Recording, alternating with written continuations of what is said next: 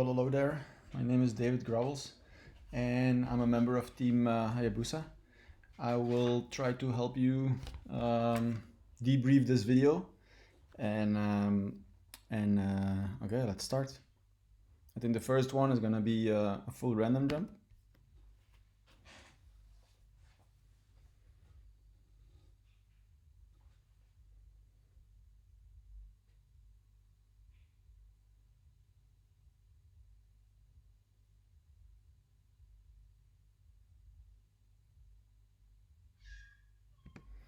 Okay, cool. I'm gonna take it back. I think the first thing what I see is the randoms are a little bit too big. They're looking like a little bit too big. Although also what I also notice is that the grips are not 100% well presented or picked up. So let's talk about that. And then I'm also looking at some, let's say, I miss a lack of rhythm. So I miss a little bit of rhythm in the team, and that makes it always a little bit more harder to become faster at the end.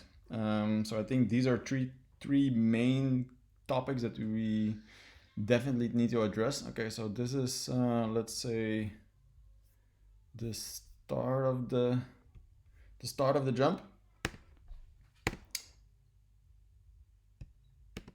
Okay, there is the start. It already starts very unusual. So we're not picking up grips all together, and we're definitely not releasing them all together. So I think we need to have a little bit better cross reference, especially in the center.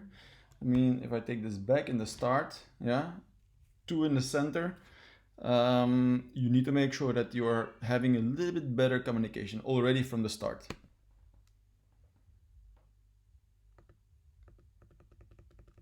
The N, typically, actually, although it's very well presented from the outside center.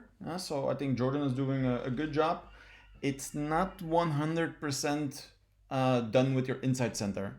So the matter is actually it's a two-way cat, and inside center and outside center you need to be a little bit better in your position. I do like it that it's straight. I think in many cases, if not in all, you want to have the crank, the N, as straight as possible. So that is very important. But I do think that the inside center, mainly here, you have your hand on the wrong side of the leg. So you want to have one inside leg, one outside leg. That's a good thing to remember. Yeah. Also, distance-wise, when you look at your piece partners and your partners, they're all flying with 90 degrees bent in their arms. You're kind of like with a stretched arm. So in general, you need to make sure that we always fly 90 degrees in our hands, in our arms. It makes it better. It makes it easier for the pickup. You will fly a lot stronger. And in any case, if you need to stretch, you have an ability to stretch. If you're always flying with stretched arms, if you do need to stretch because it's out of reach, well, yeah, then it's really out of reach. So I suggest always make sure that you keep your arms while flying, while picking up grips 90 degrees. That will also come later in the video, I think. Pick up of a grip. When I see Jordan turn back into the star, in general is the general rule in four ways is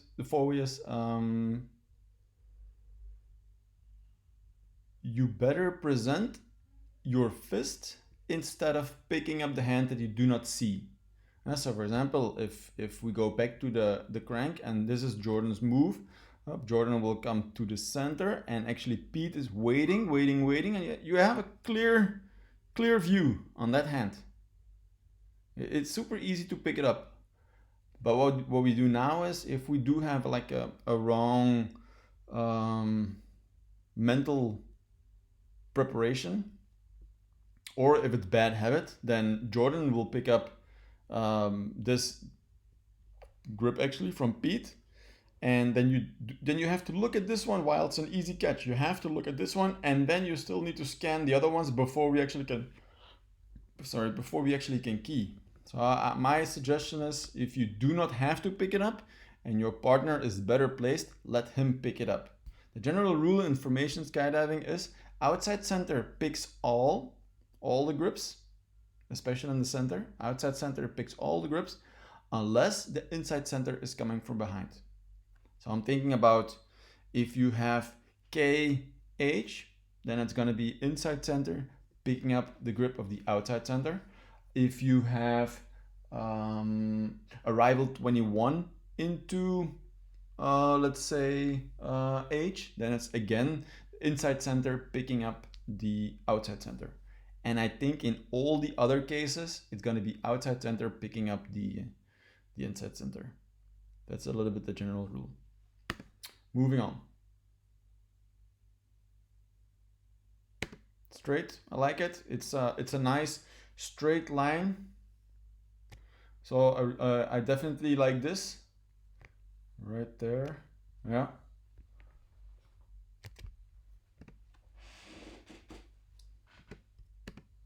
Continue.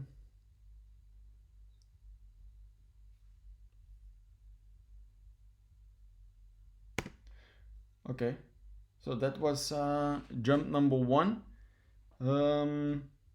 So my suggestion is every time when we do an N, excuse me, every time we do an N, keep it as straight as possible. And the two centers, you need to be a little bit better worked with each other. And if the inside center shifts too much or not enough, it becomes much more difficult for the outside center to present his legs.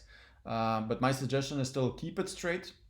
Second point is if you're better placed to pick up the grip, you're allowed to pick up the grip. It's even better, yeah. And the other rule is if you are the outside center, I think in 85% you're allowed to pick all the grips unless the inside center is coming from behind.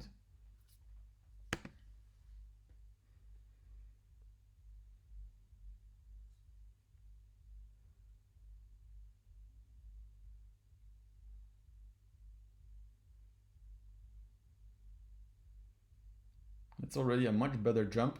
I like it. I like there is rhythm in the jump, so this is to me a very good jump.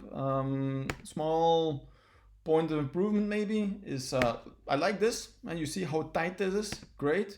If we keep on going, this is the E. We're gonna release together. We're going into the A, and I think now Jordan, you can watch the back piece a little bit better.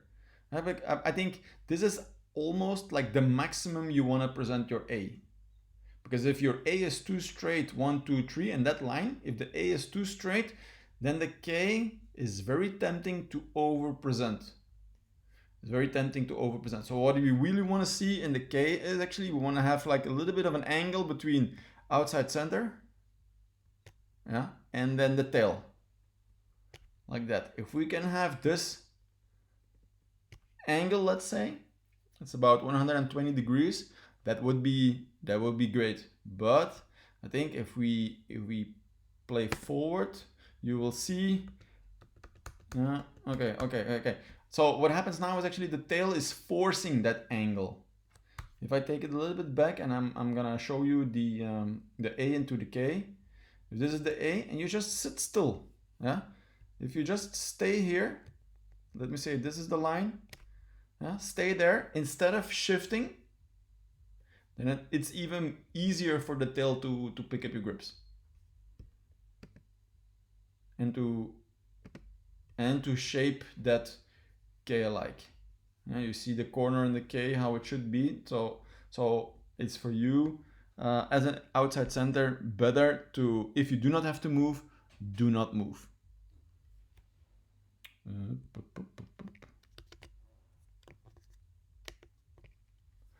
Okay, moving on. F, E, good rhythm. Yeah. What I also would like you to prevent, I know that it's now mainly focused on you, Jordan, but what I also do not like to see is actually you're picking up the grips of your point first. And the problem with that is you're gonna pick up this grip first and then you're gonna throw in your hip. And sooner or later you will find out that it becomes way much harder to fly. So I rather have you fly to your position. It's going to be like almost straight in front of your tail, yeah, and then pick up the grip together with your point and your tail. If you can pick up the grips together, that's always better than picking up one partner before the other one. The last thing that I would like you to do is, and especially later when you are going into blocks and you have to, for example, do the same move but into a 4, then your upper chest, your upper body is not so well placed according to the tail. So just go and put yourself in front of him, but don't over or at least watch your upper body. So don't pick up your point too quickly. You see now, you know that angle that we were talking about, it's already becoming much more difficult for the tail to keep that angle. Still, if I was the tail, I would still mention your outside center, remain where you are, because I need to place my knee, I need to place my head on the inside of the knee, on the inside of the knee in the formation. So eventually it will look like this is the outside center, these are his knees, these are the knees, yeah, and you almost want to have your head right here,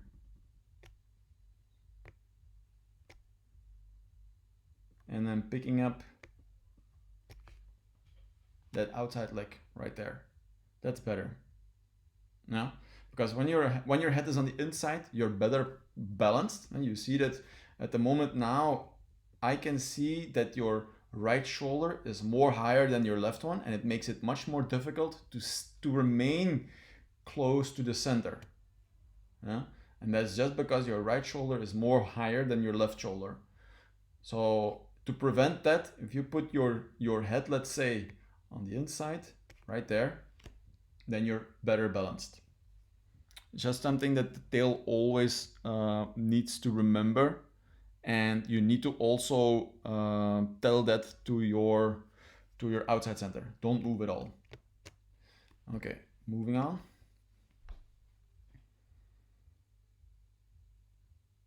Cool. F7 HL. F7. Yeah. Remind yourself that there's a little bit of a going away from each other in the center. I know that we need to pick up and that you want to stay together with your outside with your point, but then at least make sure that she has your grips. Also for you, Libby, you need to make sure that you have these grips, because if you fumble, and for any coincidence you will be looking at Pete, before you know, you will give a key, and then Pete will start his rotation, and you're still like searching for grips. So front piece, I think it needs to be a little bit better of a pickup, a little bit better of a presentation together. Now, Pete, when I take this back, there was no looking at all from Libby, and you do start your rotation. That's why the two pieces are actually starting asymmetrically. So I would still suggest, make sure that even if Libby is fetching for grips, make sure until both of you have eye contact, and then start your rotation. It's very important. You can fly, you can turn and fly as fast as you want, but if it's not together, you have to wait at some point anyway. And it's most of the time at the end. Yeah. Now I see, Libby, that you're having communication with Pete, but I would rather see that a little bit sooner in the start as well, especially when we want to, as a team, progress.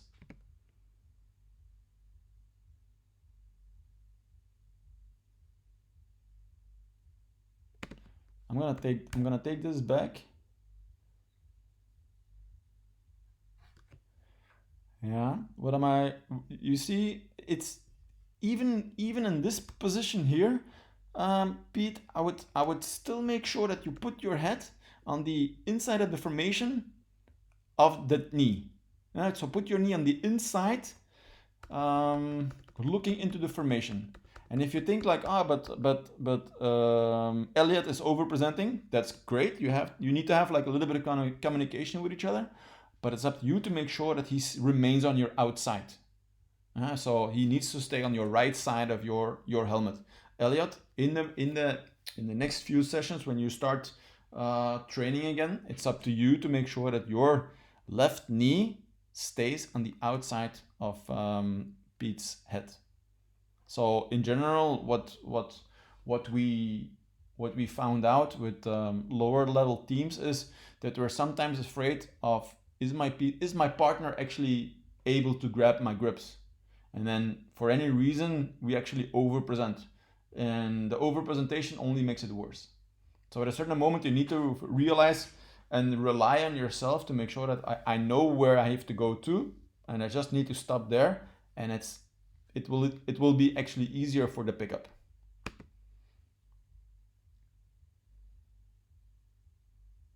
Seven again, Libby, you're not watching. Pete, in your case, I see that you are watching, so I like it that you're keying together with Libby, not like keying before, but keying with. And Libby, for you, if you want to make and keep progressing, you need to make sure that you pick up the grips, but then you need to have communication with your tail.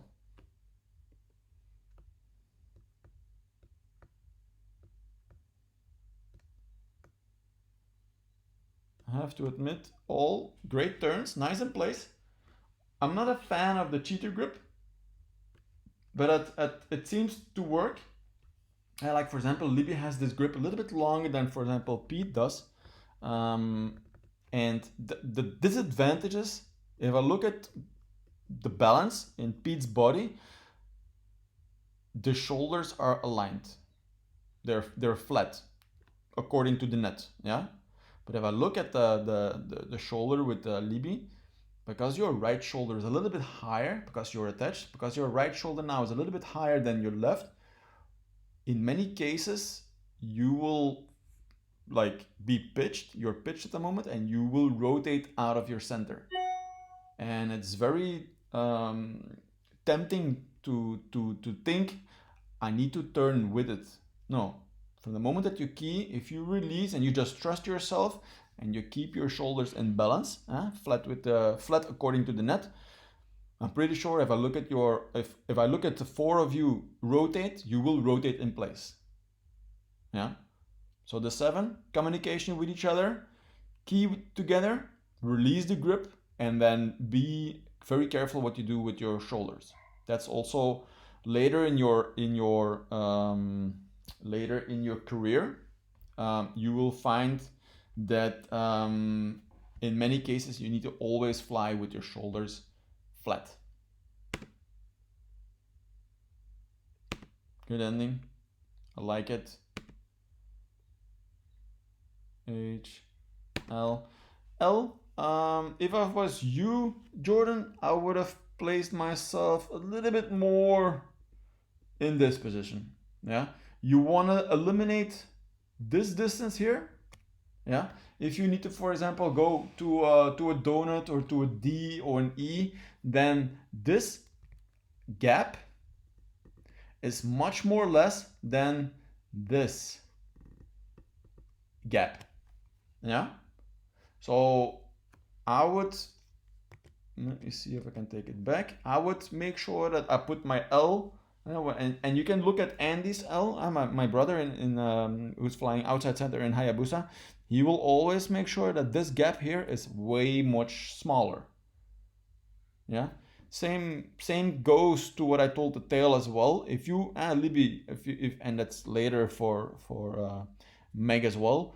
If you keep your head on the inside of the inside of the formation in that knee, you're able to pick it up. This is an easy grab of the grip. And it's not because it's so wide open that it's easy. No, it's just because your head is on the inside of the knee. Yeah? Okay, cool. Let me... There we go. F7. I saw something in the 7 that I forgot to mention, so I'm gonna take this back. This is a 7 from a few a little bit back. This is a 7 from a few pages ago. And what happened was that inside center was quicker than the tail.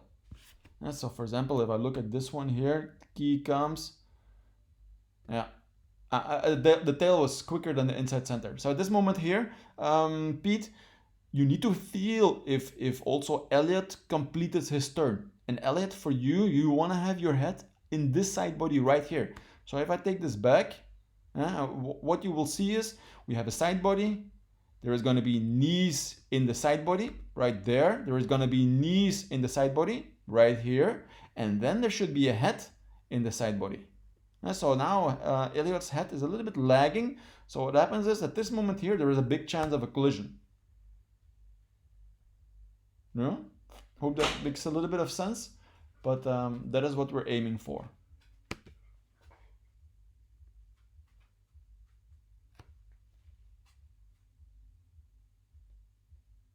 L is big, F7. And here comes the collision again. So there is a collision potential with each other. So I think Pete, allow Elliot to rotate before you, because otherwise before we know we're gonna hit each other.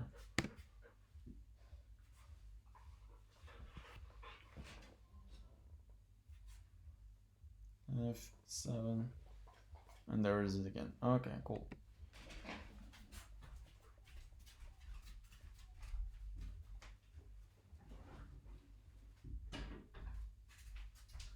Sorry, that was my dog.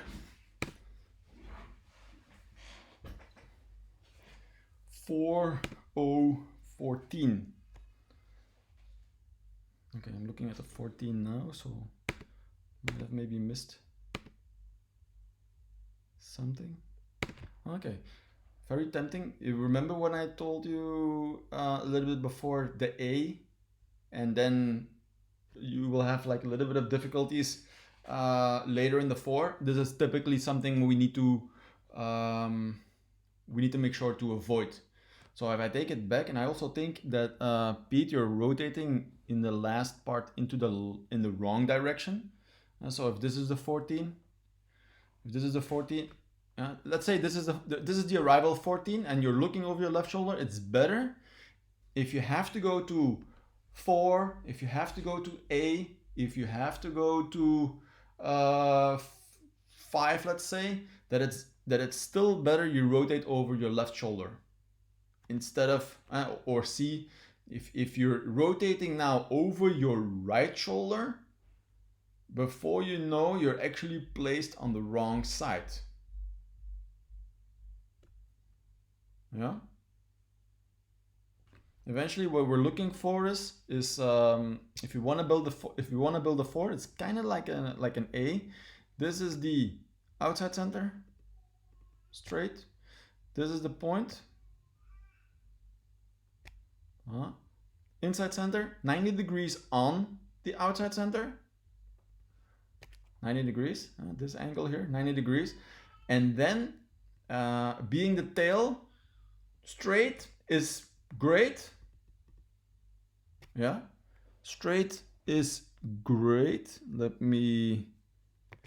Inside is better.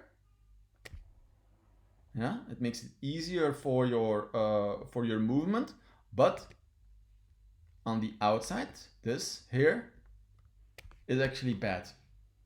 And definitely when I look at you and we're looking, for example, the direction that the 4 is built, now at this moment here, the tail is actually lost. So Pete, you're definitely out of the picture. So I hope this makes sense. If I rewind this a little bit. So this was the arrival 14. We're gonna step into the 4, and it should have been almost done. At this moment here, it's almost done. Yeah, Libby, for you, I think, so this is, I think from the moment that you feel that the key of the 14, excuse me, I think from the moment that you feel that the key in the 14 was there, you need to make sure that you come quicker to this direction. Sorry. You need to come a little bit quicker actually into this direction here. This is almost your place where you have to go to. And then Jordan just needs to follow Libby. Yeah. And then Elliot is gonna place himself 90 degrees onto Jordan. And then also Pete, you have to make sure that you're on the inside or straight behind Jordan for the start. Libby, what are you looking for actually? If I would imaginary place myself in a 4 as a point, you always want to make sure that you build an open donut between 4 people. This is the inside center, this is the outside center, this is you, the point, and this is an open donut. You have to imagine that there is a 4th member, imaginary, right here, completing the donut. Yeah, but you're open. This is an open donut. If you can have this, then I guarantee that your 4 builds are spot on all the time. And after the moment that when the key comes, Libby, if these are Elliot's legs, right here, yeah, you want to place your leg, you want to arrive with your knees 90 degrees right behind the knees of where Elliot was. So if you can place yourself, let's say, right here, then your job is finished. That's how far you need to go. That's how far you need to go. It's definitely not far. It's actually 90 degrees on where you started.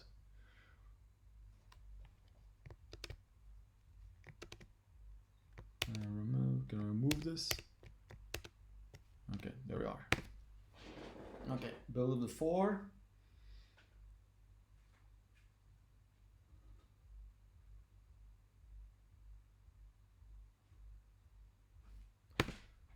$14. Yeah, that's a good build.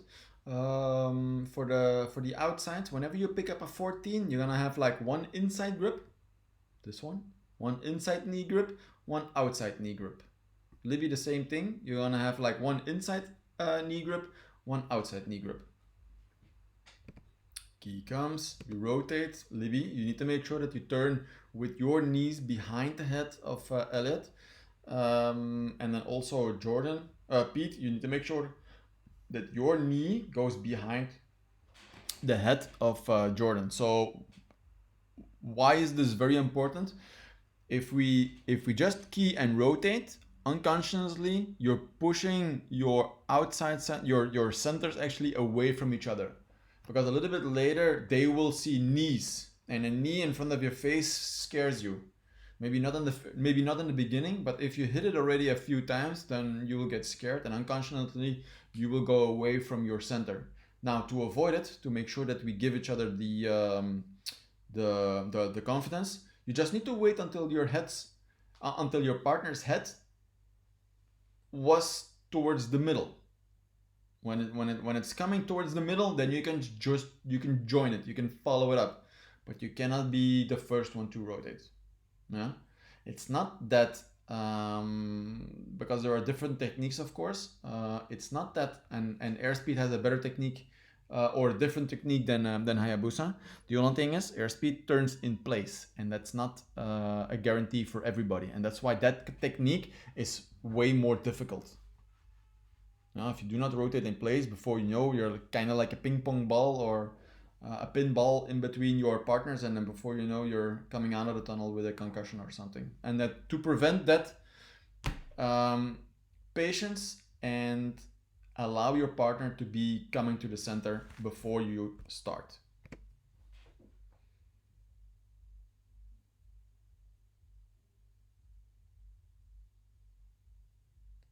Same thing. I'm not a fan of the 4 builds. Libby, I like your, I did like your move. Let me see if I can rewind this. This is the arrival of the 14. We go into the 4. As you can see, that open donut here is way too big. But if it was for me, I would always look at where's Elliot's leg right now, and I would place my legs, let's say, at the arrow, and then hold on there. Voilà. If you can see where Elliot's legs were, and you place yourself where he was, then it's for Jordan an easier and a more predictable arrival. Yeah. What is actually the technique of the 4? Let me take that 4 again. The technique of the 4 is the key comes from Jordan, and you place yourself 90 degrees. So of course it's not the best example, but imagine, how am I gonna draw this? Maybe I'm gonna draw it on the side here. Imagine this is the tail. This is the tail. Yeah, this is the tail. Maybe a bit bigger. Sorry. No, not working. Okay, there's the tail. This is the outside center. This is the point. And this is the inside center. Yeah. Now, as an outside center, you have to open and you place yourself 90 degrees on your X. So eventually you want to place yourself right there. Yeah. And you're gonna wait. You have to wait. This is your opening. You have to wait until inside center and tail moved to their respectively places. When they're there, then you will have to push back into the monopod. So let me redo all these lines. Okay, here is the start. So here's the start, the key comes, you open up 90 degrees, and now you have to wait there as hard as you can. You need to stop there as long as you can. Elliot, you place yourself next to him, but you cannot push him away. Very important, you cannot push your outside center away. He needs to remain at his place right there. So Elliot, you're still going, you place yourself next to him. Great, that's one. And then what I do like, Pete, is you're going straight forward before you start the rotation. And I like that. Now, if you keep your head on Elliot's left shoulder to fly straight forward, then we always are guaranteeing Jordan that we're not pushing the piece towards the window. That's also very important to remember. So the tail straight forward, and from the moment that you cross the center line, now you can flick up your hip. Yeah. And then for the back piece, at this moment here, we have to park Jordan and Libby back together. And I think this one is a very good example of parking. It's not throwing, it's parking. Way better.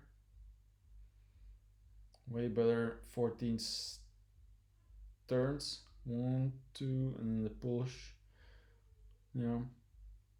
Yeah. I'm not yet sold on the 4, and I think if we can have better builds of the 4, you will see the technique becomes more easier. But first things first, before we start messing our technique, we just need to make sure that our builds are better. Everything starts with a good build. Okay, 17.5.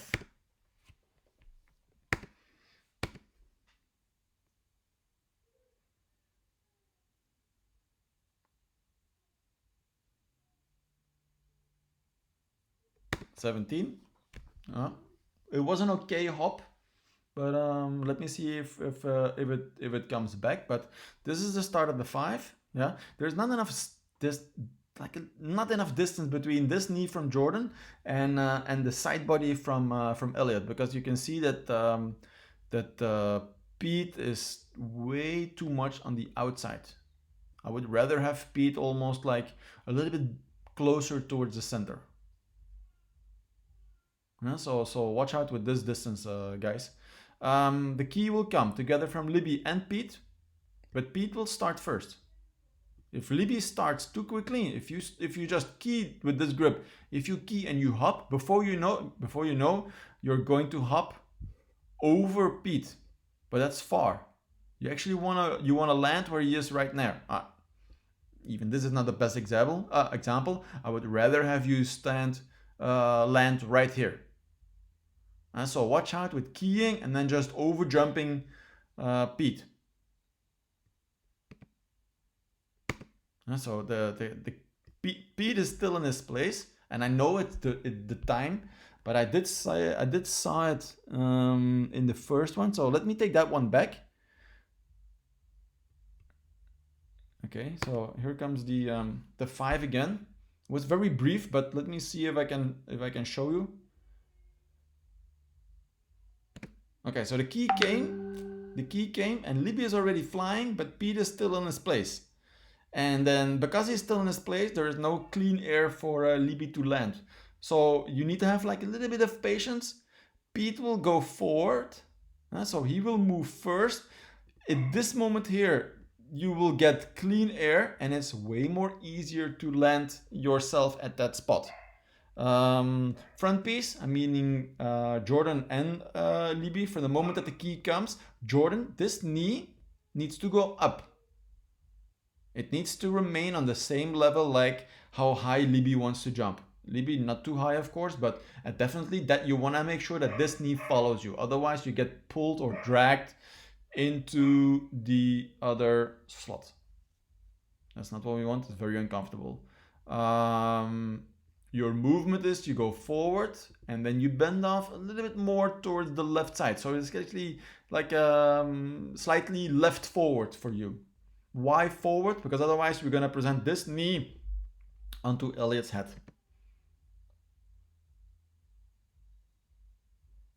17, because there is no other 17. Elliot, whenever you want to jump over, and that's also for Pete, of course, if you put your head down, that generates lift. If you keep watching, like now, there is too much air passing you via your helmet. You really want to make sure that you dip your head downwards. You want to almost look towards the bottom of the tunnel. And then you will see that because your helmet goes more lower, your shoulders will be more cupped, and then you will have more energy in you're capable of keeping the air with you way better. Now, what I'm looking at, actually, there is a lot of power. You have so much power, but the power is going up. You want to have power going forward. So your lift is great. I think it looks very nice, but there is too much up movement. You want to have almost where you started. You want to end yourself right here, 45 degrees left in front of you, or 75 degrees left in front of you. No, it's more, 120 degrees, sorry. Let me see if I can draw it, because otherwise it becomes... So if this is the hopper, you want to end right here. There, that angle, 120 degrees. Right here. Okay. And then also a suggestion is don't try to go for grips too quickly. Because if we start grabbing for grips too quickly, before you know, you're going to have like a little bit like what you're having now is you're falling in the hole, while I would like you to fly into your slot. So to keep flying, your lower part, let's say your bottom here, you need to be a little bit de-arched to fly, to slow down into your slot where you are right now. And I know that you're having some difficulties going over Pete's body. But that comes actually because your power is way too much upwards. You want to have like more of a front upwards movement towards your left side. This is too high, and then there is no more clean air, and now you're gonna fall straight down. Yeah. So more ass up, head down. Libby, you pick up this grip, and then Elliot, you will be focusing on grabbing the wrist grip of Pete. Yeah. Patience, Libby, patience. 3B10. Okay, the 3 just arrived. B 10. Yeah, looks good. I'm a fan of having actually high grips. So Libby, whenever you're picking up the grip of the 10 or any grip at all, you want to make sure that you have it as high as possible. The higher you have it, the more you can manipulate actually the person in front of you. The lower you have it, if you want to pull, there's too much of a knee pull instead of actually a body pull. So the higher the better. Also for the tail, if you want to rotate your inside center, the higher you have that grip, the better. The lower, the more uncomfortable and the less you can manipulate them. Okay. I do like the build of the 10. Here comes the start. Key, Elliot, you need to key. You need to key before Pete is going. So the key comes from Elliot.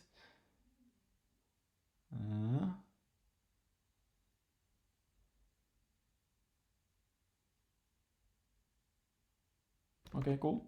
Let me rewind it. Where are we?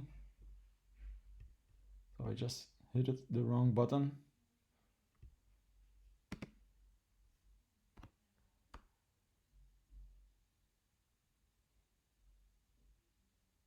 Okay, so 10.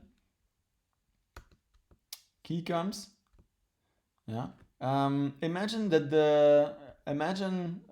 Pete, this here is I'm gonna draw it here.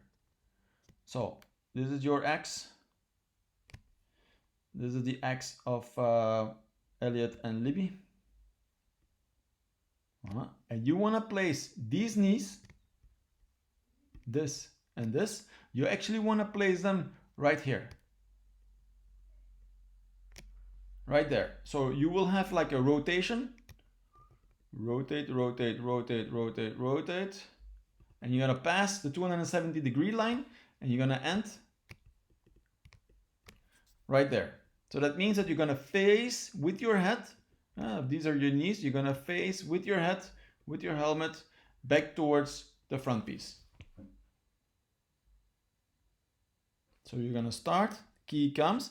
Now, what happens is actually your shoulder, your left shoulder is actually leading your movement. So you have way too much actually forward movement. What I would like you to do is from the moment that the key comes, you need to lead with your left knee. And your left knee will generate that circle. Yeah? The longer you lead, the bigger your wind tunnel needs to be. The more that you rotate, the smaller your wind tunnel can be. And I know that's a 16 foot, but if you ever want to go to Charleroi, if you ever want to go to Coleman or Warsaw, that tunnel is too small for the 10 that you're doing right now. And especially I'm looking at the length of you together with Jordan, the tunnel is definitely too small. To prevent that, to make sure that happens, because I know tails that are maybe as tall as you, to prevent and you're still fitting in the tunnel, you need to make sure that your left knee is leading the circle of your 10. Okay, let me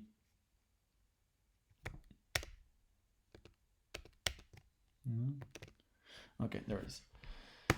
Key up at this moment here. There, you see where your knees are, and you just passed the 270-degree mark. You're facing the front piece. I like that. So where you are right now, great. Now we just need to make sure that we eliminate the leading with the shoulder. We want to lead with the knee. Elliot, for you, if Pete is allowed to put his knees over the 270-degree mark, yeah, and even at that moment right there, you're still in a small side body with him. So at this moment here, I think the side body is small, small, small. Wait for it, not yet. Now it's still small, great, but you're already rotating too much now. You're already rotating. And what I would like you to be is, if he puts himself right there, and let's say if he puts himself right there, facing the front piece, right here, this is his angle, then you're almost still like that. And look how narrow this side body is. Yeah. Why do I want it like that? Is actually if the back piece is actually so narrow, we can also make sure that we can glue the front piece almost very tight right here. This can be the front piece. Yeah, that can be the front piece. But if we open up our body, let's say, then also the front piece needs to give some more room, or we're gonna crash each other. Yeah, so to prevent the crashing, we want to have that side body a little bit smaller. Now, if we have the side body small, let's say right here, so this is Pete, this is Elliot. Elliot, right behind you, there is a gap. Straight behind you, there is this gap. This gap, yeah. And you want to push back, and you want to place your knees actually, because you want to go towards that gap. You're gonna where you are right now. Imagine that it was a nice 10. You want to go straight backwards, and at this moment here, you're gonna rotate. Now you're gonna start your rotation, and even at this moment here, you're gonna go and down the line for the arrival of the 10. That's a little bit your very passive move as an inside center in the 10.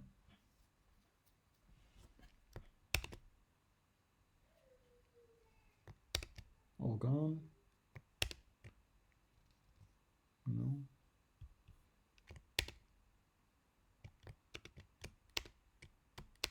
Okay, lines are gone.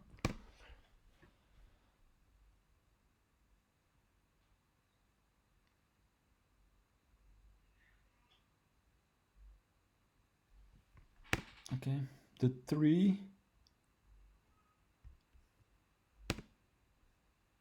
Because we do not have so much trees, I'm gonna have to debrief that 3.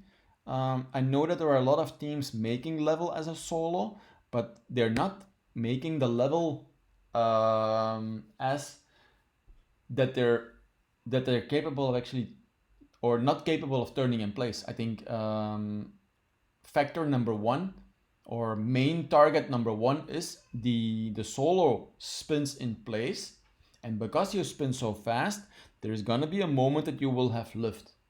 But the worst thing is that lower level teams, they look at the best teams, and what happens is they see that the solo is rotating upwards. They're gonna copy it, but eventually the upwards move, the move that actually goes up, prevents them of rotating in place. So the main target is still, can I rotate in place? And then you will see, the better you will rotate in place and the more quicker you can do it, the more easier it is to make lift. Not making lift and eventually not turning place. I think that's a very important tip to remember, being the solo. Tail, Pete, for you need to have a game plan. What is your move? So you arrive 10, let's say, and then I would say you're gonna pick up Elliot, but I think it's a brain lock. You have to pick up Elliot first before you pick up Jordan, or vice versa. It depends on what is better. But I see that you have a brain lock right now. But I would be picking up right here, right hand, left hand, and then check back to the solo.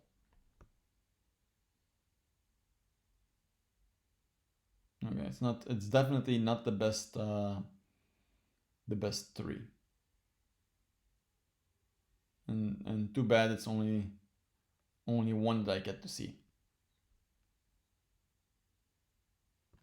Okay, let me already upload this video.